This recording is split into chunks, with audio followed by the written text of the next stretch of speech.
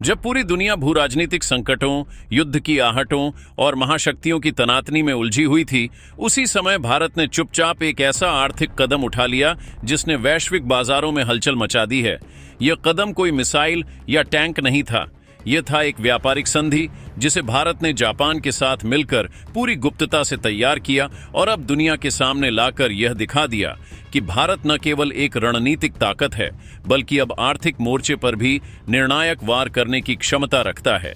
यह मुक्त व्यापार संधि यानी निशुल्क व्यापार समझौता जो जापान के साथ किया गया है, यह दिखाता है कि भारत अब केवल आयात का बाजार नहीं रहा, बल्कि एक ऐसा विश्वसनीय साझेदार बन चुका है जो अपनी शर्तों पर व्यापार करता है।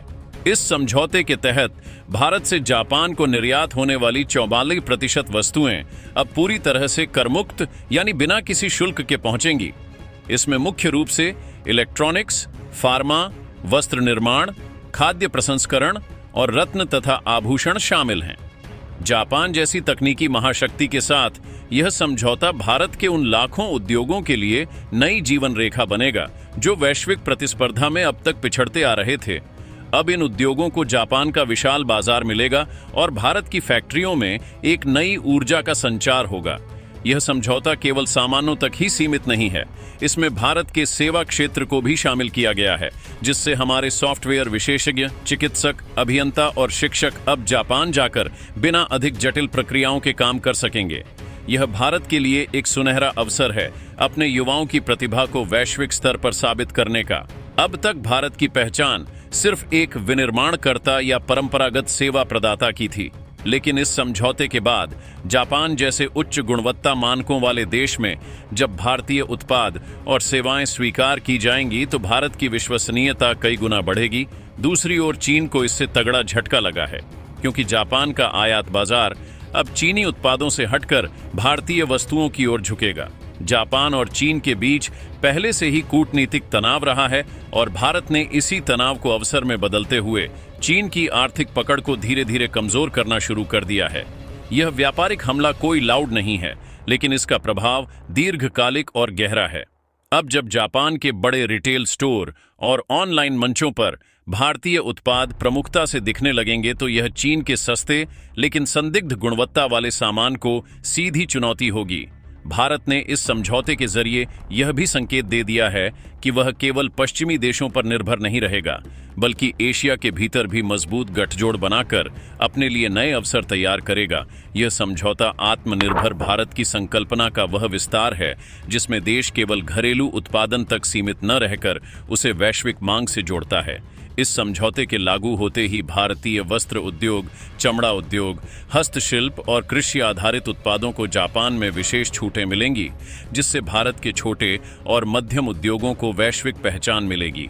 इस संधि में एक और विशेष बात है जो इसे ऐतिहासिक बनाती है, और वह यह कि इसमें पारंपरिक ज्ञान, आयुर्वेद, योग और जैव विविधता के क्षेत्र में भी साझेदारी को बढ़ावा दिया जाएगा, जिससे भारत की संस्कृति और विरासत को भी जापान में पहचान और सम्मान मिलेगा।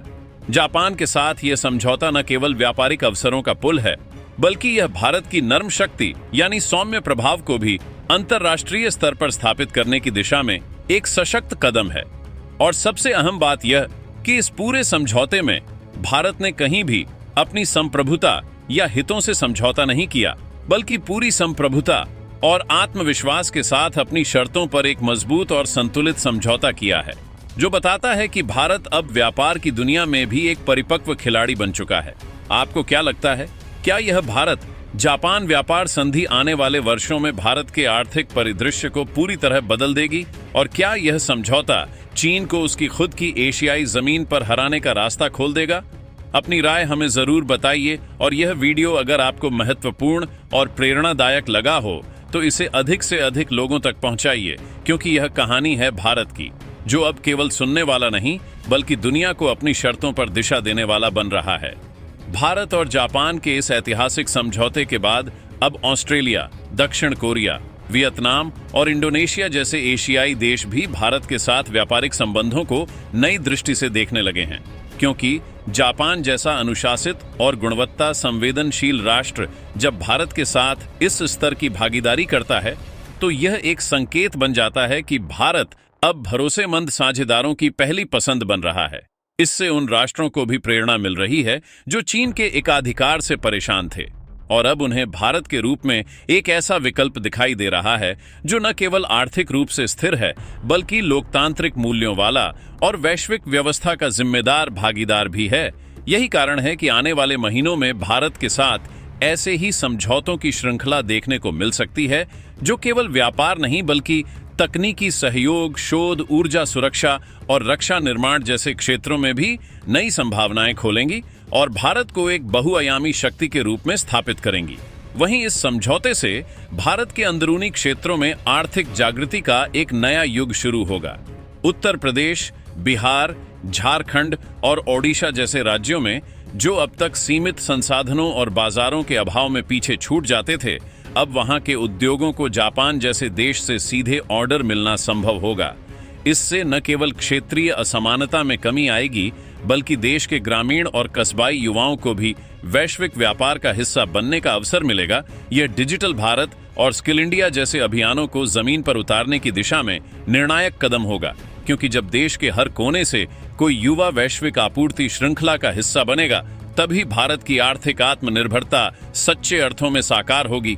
यह वही भारत है जो अब केवल महानगरों में नहीं, बल्कि गांवों, खेतों और कारखानों से वैश्विक प्रतिस्पर्धा को चुनौती दे रहा है।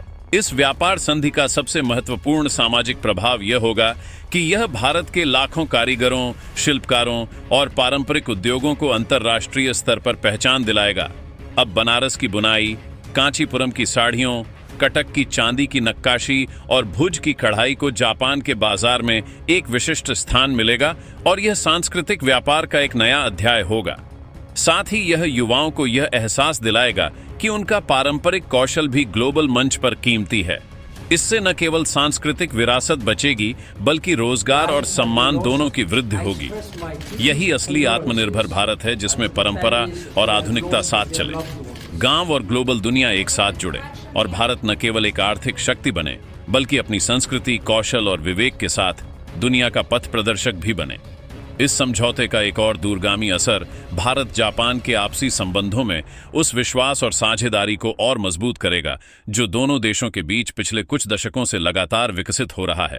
जापान पहले ही भारत के बुनियादी ढांचे में भारी निवेश कर चुका है, जैसे कि मुंबई अहमदाबाद बुलेट ट्रेन परियोजना या उत्तर पूर्व भारत में सड़क और पुलों का निर्माण।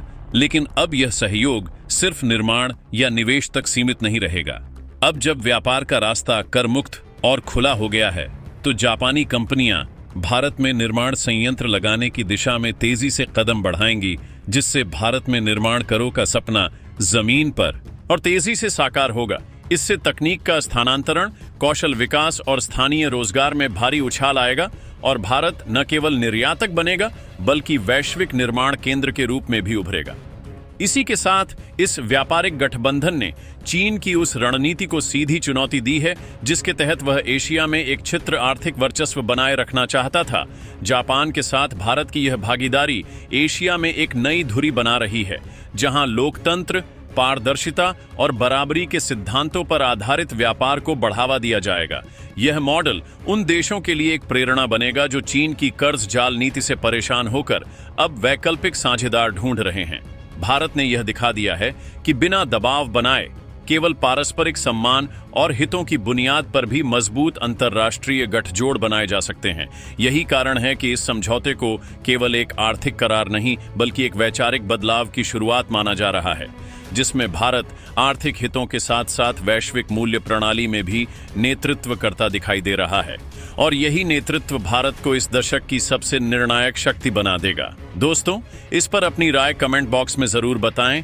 इसी तरह की और भी नॉलेजेबल वीडियो देखने के लिए हमारे चैनल TND न्यूज़ को सब्सक्राइब जरूर कीजिएगा। धन्यवाद।